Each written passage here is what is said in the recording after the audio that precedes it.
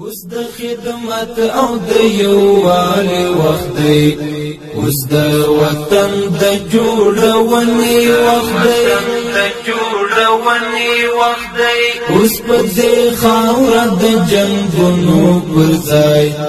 د آبادۍ او رغونې وخت دی، خاوره د جنګونو پر ځای د آبادۍ او رغونې وخت دی.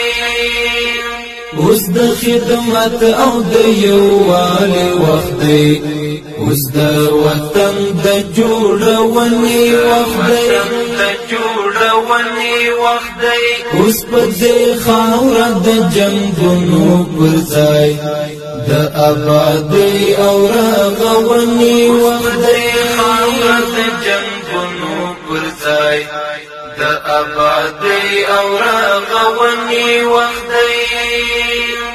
اوس ضرورت د شارو کلی مونږ هر هیواد وال سترګې نیولې مونږ